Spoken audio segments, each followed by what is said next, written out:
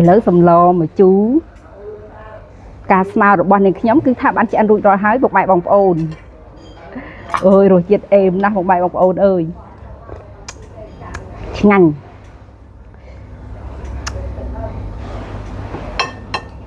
ប្រើការបានពុកម៉ែបងប្អូន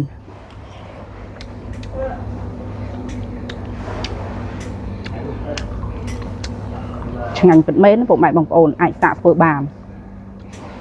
ខែនេះសម្បូរអញ្ចឹងគឺថាស្លទៅគឺដឹងតែត្រូវដាក់ម្ទេសហិលតិចមកអូយឆ្ងាញ់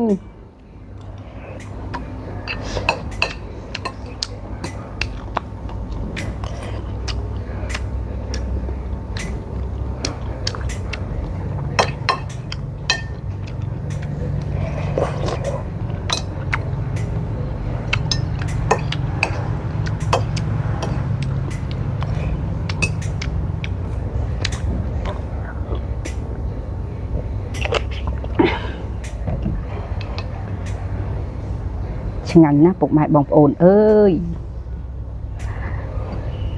សម្លម្ជូរផ្កា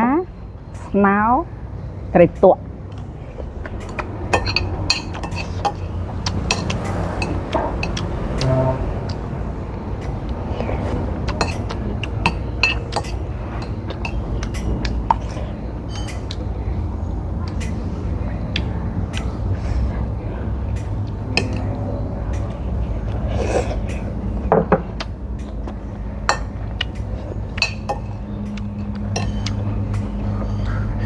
ញិចម្ទេសហិលតិចមក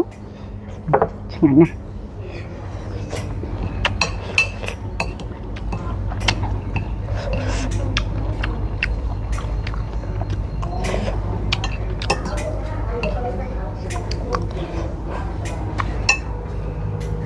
នឹងខ្ញុំស្លអត់អស់ត្រីផងពុកម៉ែបងប្អូន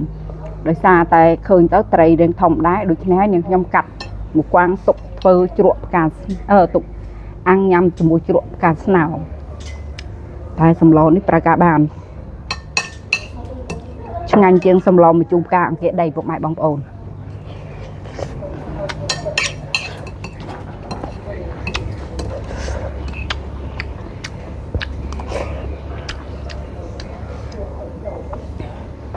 អូជាតិសាហាវ